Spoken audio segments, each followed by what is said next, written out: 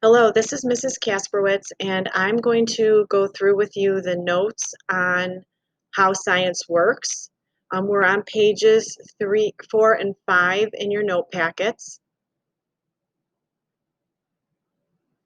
So science is a way of knowing the natural world, and we do this as scientists through observations and or experimentation.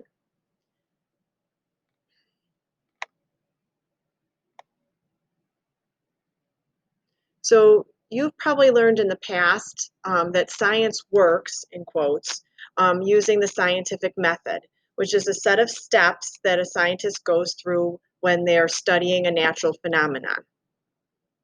So you've watched a video in class this week on ants that can count using an internal pedometer in their heads in order to get back to their homes after they've been out foraging for food. So we're going to kind of use that as an example of the scientific method, and using that example kind of go through the steps. So the first step in the scientific method is to make an observation and gather some information about the phenomenon that you're interested in studying. So in the case of the ants can count researchers, they had observed that normal ants, or ants that don't live in the desert, are going to use scent trails in order to find their way back from where they went to find their food and get back to their home. Desert ants cannot use scent trails because in the wind, the scent trails in the desert blow away. And so they have to have another method of getting back home. So this was sort of the original observation that the scientists had made regarding the desert ants. And then they also knew from other species of ants that they used a different method. They used these scent trails. So then the question became, so after we made the observation, step one, we're going to make a question. And the question they asked was, how do ants in the desert find their home after they've been out foraging for food? So that's the problem that they're trying to study, or that's the question they're trying to answer. So step three was to make a hypothesis. And in this case, it was a simple one. Um, their testable explanation was ants can count. Right? So you've probably learned about a hypothesis being written in an if-then statement. So I'm going to give you an example of that. So if ants can count, then they'll be able to return from the food source back home using an internal pedometer. Okay, so that would be an if-then version of that hypothesis that ants can count.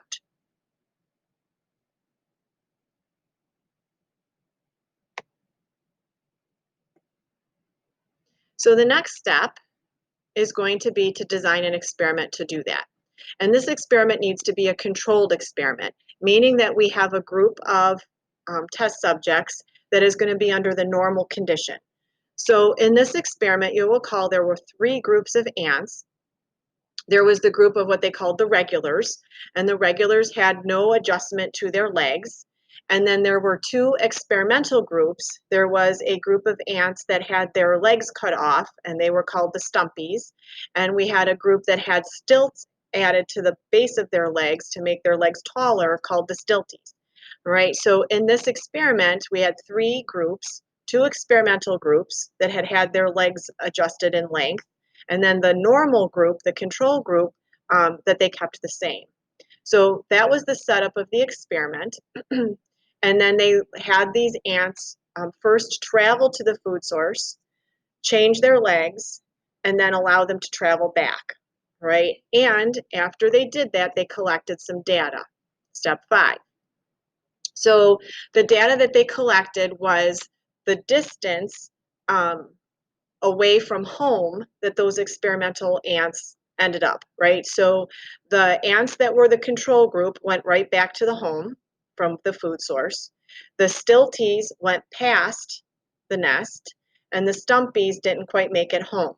So that was the data that they collected, all right? And in fact, in reality, in the experiment, they measured the distance away from home that the stilties and the stumpies ended up. So they collected their data. Step 6 was to analyze that data and state the results. So they looked at what they found, all right, analyzed it, and then stated the result. So they're looking for the relationship between the changing of the legs and whether or not those ants were able to get back to the nest. So their conclusion, step 7, was that ants can indeed count. They have some sort of internal pedometer in their head that allows them to count their way to the food source and then count their way back. And so they were able to show this in the experiment by changing the lengths of the legs of the ants. So the last step in this process of science, this stepwise method, is to report and repeat the experiment or vice versa. So in this particular example, in the ants can count example, the scientists repeated their experiment by putting the ants, all of the ones that had been affected, so like the stumpies and the stilties and the regulars, all got put back in the nest overnight. Right, and then in the morning, they let them go out and forage and find food, right? And then they returned, all of them returned successfully back to the nest. So they repeated their experiment and were able to verify this conclusion that yes, in fact, it appears that the ants are using an internal pedometer, this counting mechanism, counting their steps to and from the food, right, to get or navigate home. Right? And this step is often involves other scientists who will also repeat that experiment and see if they can get the same result. So those are the steps in the scientific method, and that's what you've learned. And this is a great way to begin teaching the scientific method, right? We give you a set of steps. People like to have a set of steps. It's very clear and straightforward. However, in reality, the scientific method is not like that. Okay, in reality, the process of science is not this rigid set of steps. It's actually more of a flow chart, like circular pattern. All right, and so it's much more creative than just having this linear set of steps that we do. And so a better way to look at the scientific method is to look at it as a flow chart, okay, where these things that we do, right, kind of feed back on each other. It looks very much like a feedback mechanism, which is something we're going to be talking about later on this year. But let's look up here. I know it's kind of hard for you to see, but in this bubble where it says exploration and discovery, we have some parts of the scientific method that you're familiar with: making observations, asking questions, and doing some research. All right. Sometimes that research involves looking at other people's data. Sometimes it involves talking to other scientists. Sometimes it involves going to the library and doing some, straight up research in the library. Right? That then is going to lead us to the testing of our ideas. And again, you're going to see in this circle some of the things that we do as scientists, which is to come up with an explanation, which would be our hypothesis, right? Gather the data by doing an experiment, right? Interpreting those results by making a graph or doing some sort of analysis. So these are all things that you've heard of, but instead of putting them in a row, and we do this, we can see that it's a lot more interactive, I guess is the best word, right? So when you're doing your experiment, you might need to make more observations. You might need to go and do a little bit more research. And while you're doing your experiment, you might go to other scientists and get their ideas and their thoughts about what you're doing, right? So this is that peer review part we're talking about. So the peer review doesn't always just happen at the very end. The peer review can be happening during the process of experimentation itself, right? And then this is the part that we don't talk a lot about in the scientific method that you've learned, that linear process, is that scientists will be able to, they're not working in a vacuum, I guess is the way I want to say it. They're not just working in a lab all by themselves in a lab coat on being a science nerd. They're trying to study problems so that they can better humanity, right? It's so that we can solve problems to help people and help other organisms and help our environment, right? They're not doing this to help themselves, all right? They're doing this because there is going to be a benefit to everyone in what they're doing. So you might not think that ants being able to count is that important to human beings, but it is in the sense that it allows us to study another animal, which is really quite simple, and realize that, wow, they're doing something that we think of as complex, which is counting. And can we study how they're doing that and relate it to how our brains work? All right. So that's what I mean by the benefits and the outcomes. So none of this stuff is happening by itself. It's kind of happening all together at the same time. And we might spend a majority of our time here in the testing of the ideas, but in that process, everything is still happening. Okay. It's like a giant feedback loop. So that's something I just wanted you to think about. So instead of looking at the scientific method as a set of steps, let's look at it instead as a set of practices, a set of things that scientists do, but they don't necessarily do them one at a time. They might be doing all of them at any given time. They're just things that scientists do, how scientists work, right? So science practice number one is asking questions and defining problems. Okay, that's familiar to you. Okay, so all we're doing is adjusting the way we're talking about it, right? So instead of saying step two, state the problem, all right, we're saying, guess what? They might be asking questions throughout the process, that circular kind of pattern, okay? Next one, another science practice or another thing that scientists do is they develop models.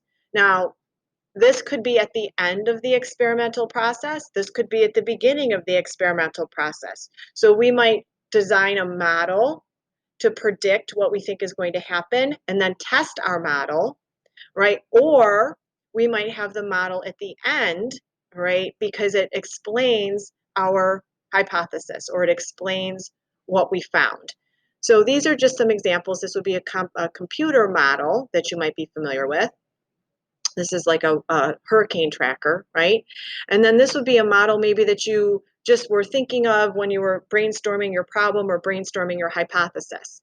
But we use models all the time in science, okay? Especially in biology, because we model things that we have trouble seeing with just our naked eye. Science practice 3.